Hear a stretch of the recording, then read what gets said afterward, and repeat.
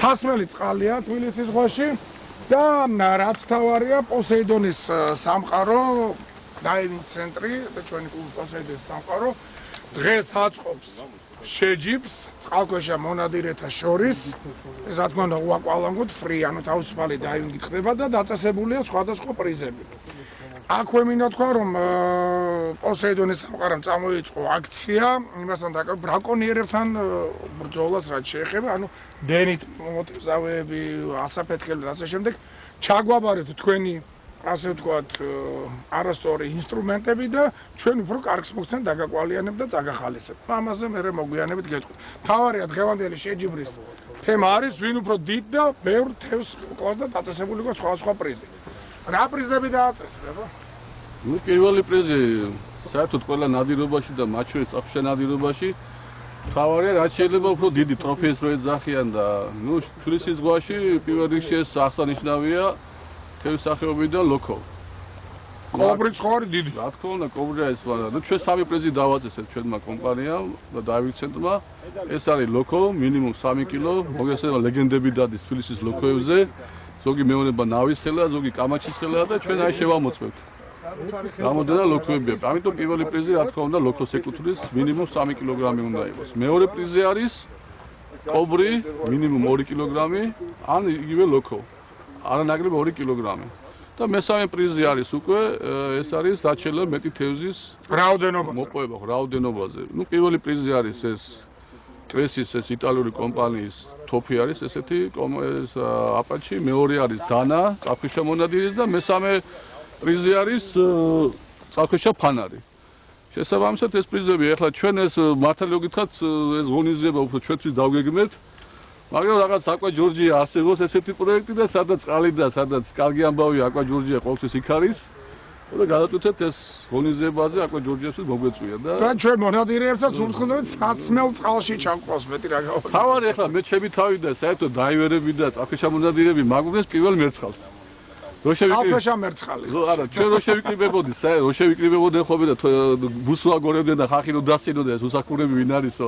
შეიძლება ვიღაცება გაიაროს, ახლა იფიქრონ ამ ხალხს მეტი საქმე არ აქვს. ეს საქმიანობა რომელიც უცხოეთში არის ინდუსტრიის დონეზე და 70 წელს მოიცავს, როგორც რა ვქით, უფრო მეც წაფქეშა ნადირობა მაყედონობაში, ჩვენთან ეხლა იდგამს პირველ ნაბიჯობს ეხლა დგამს.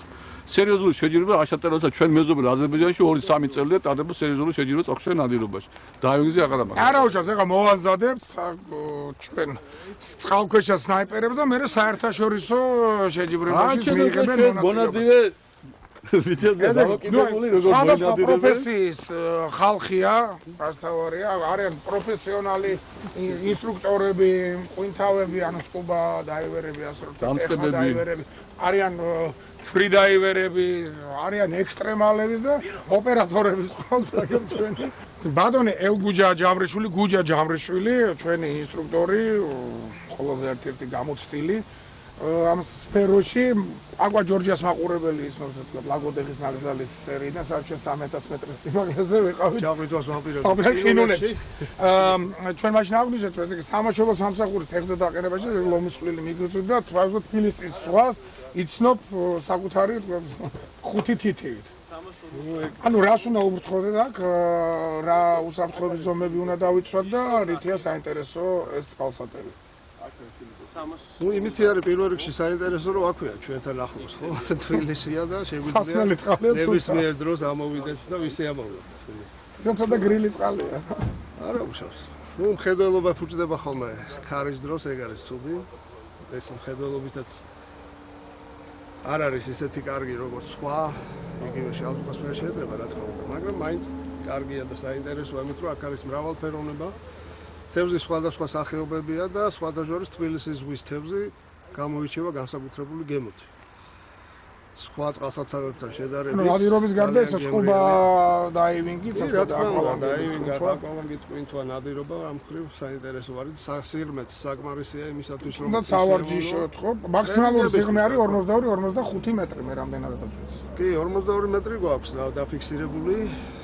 იმიტომ რომ აქვე მდებარეობდა თბილისის ზღვაზე ჩვენი სამაშველო სამსახური, აქ არის ბაზა და ხშირად ქონდა ხოლმე ვარჯიშები, სწორედ ამ კარგი, წყალსაცავში. ეხლა როდესაც დავიწყებთ ამ შეჯიბს, თოქს ამზადებდი, ესე იგი უნდა მოვნიშნოთ ეგრეთ წოდებულ ტიპტივებით, სადაც პერიმეტრი, ხო? მუშაობენ. მომნიშნავთ რომ ვიცოდეთ, იმიტომ რომ როდესაც როდესაც ადამიანები ბალონების გარეშე ყვინთავენ, აქ ნადირობის დროს ბალონის გარეშეა საერთოდ ყვინთვა. უფრო ძნელია გაიგოს სად იმყოფება ამ დროს დაივერი. როცა ბალონით არის, იმით აკონტროლებს ხარბუშტები ამოდის და ჰაერის. და ეს ტიპტივები იმისთვისაც არის საჭირო, რომ იგივე თქვა კატერმა, სკუტერმა, რაღაც უსაფრთხოების რო არ გადაუაროს პატიო სამკვინთავებს. რო არ მოხდეს. და ფრიდა. კარგი, ესე იგი უსაფრთხოების ზომები თქვენზეა, გაარჩენი უკვე გადავიდეთ მონადირებთან. ინებეთ ხედავთ.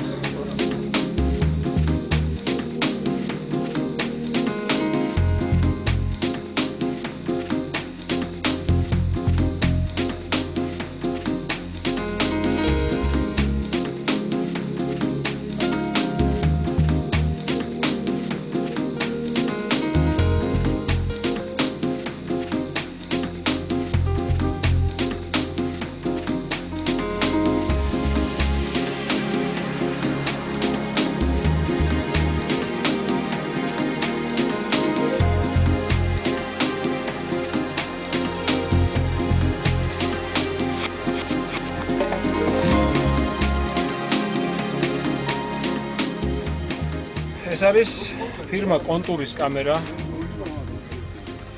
რომელსაც აქვს თავისი ბოქსი წყალქვეშა. აგდება ამ ბოქსში. ეს ბოქსი უძლებს სიღრმეს 60 მეტრს. შემდეგ ამას ვამაგრებთ თოფზე.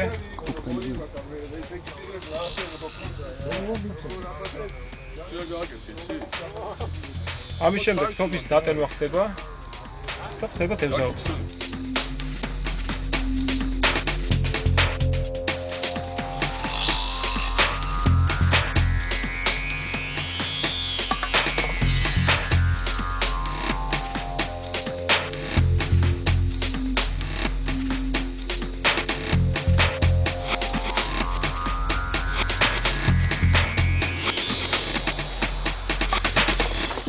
პირველი თბილისის წყალქვეშა ნადირობის შეჯიბრი შეიძლება იყოს გახსნილად გამოვაცხადოთ. დრო გახლავთ 14 საათი და 14 წუთი და ნახოთ აბა რას მოინადირებენ. აიღებენ თუ არა პირველს, მეორეს ან მესამეს მაინც, მაგრამ თვითონ ფაქტი უკვე ძალიან საინტერესოა და საკვა ჯორჯია. დაგეხმარებათ, ნახოთ რა ხდება წყალქვეშ ნადირობის დროს.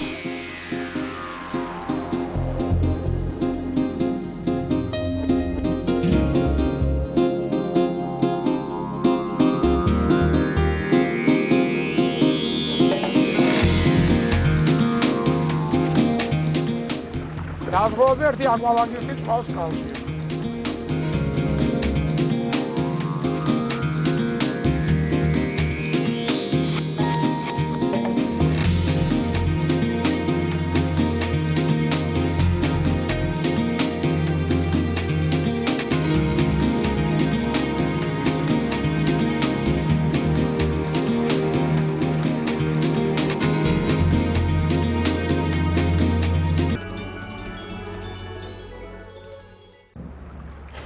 ვა! აბედია ამ კაცს, ესე მარათონზე იყო, პირველი ადგილი აიღო, განახებთ ახლა მედალიონი უკიდევ დროს და ნადირობაა და ახაც პირველი რა არის? კობრია ხო თუ არ ვწდები? არის! არის! მაგარი ხარ ძმაო რა. ვერაფერი ვერ მოკლა შენს მეტი. თან აღე რამხელა კობრი სიმპათიური და ჯერ კიდევ ცოცხალი. დანა უნდა მაგას რომ უნდა თავისი სიკვდილი თევზი არ უნდა მოხდეს. კი, მაგრამ უნდა ასე საკონტროლო ასე. რა სიღრმეზე იყო?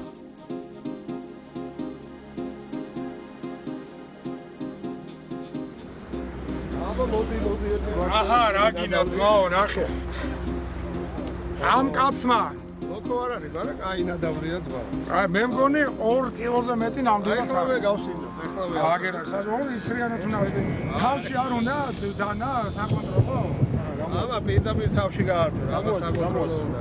ამას კონტროლი ჩადაღებული. დაიჭირე. არ გადახტეს, აქ ზღვა აქვია, ხო, ამათ როგორ დაწესვა იცია. აი თევზი ზღვა. აბა ნახოთ ერთი. რამდენი გამოვა. დავიყაროთ ერთი. დავაფიქსირებ 2 კილოზე ცოტა მეტი. ჩართე? ჩავთოთ. კილო ნახევარი. ფაქტები. გაჩვენე წოდა დაირთოს ეხლავე. აბა, აუშეხები. ნომინაციაში მიდი 2 კილო და 140 გრამი. მე აქვე მაყურებელს მინდა ვუჩვენო როგორი იღბლიანი ეს ადამიანი. ახლა გახდა პირველი საზღვაო მარათონის გამარჯვებული და აი ეს ოქროს მედალიონიც ოქროს საწმისის გამოსახულებით სწორედ აი მარათონი 2006. ახლა მოიგო. აქაც შენ გაიმარჯვეს, მო. აი კაცი ხარ და ჟურის გადაწყვეტილებით როგორც ნახეთ, საბოლოო შედეგი არის მხოლოდ ერთი ნადავლი, რომელიც კახა ჩემპიონშიპმა მოიპოვა. თანაც როგორი ნადავლიც ნადავლი. აქვს. ორგზის ჩემპიონი. მართალია პირველი და ბოლო პრიზი არ გათამაშდა, მაგრამ გათამაშდა მეორე პრიზი ეს არის დანა. აი კუხცაც გილოცავ. აბა ანახოთ კარგად მაყურებ. ესე იგი დანა არ ქონდა კახა სწორედ თევს რომ მოარტყა, ხო, ესე თქვა ეგრეთ წოდებულ გარფობს, ისრავს. შემდეგ მე დანით უნდა გასწრები შეგიძლია ფერზე გააკეთო, შეგიძლია ხელზე.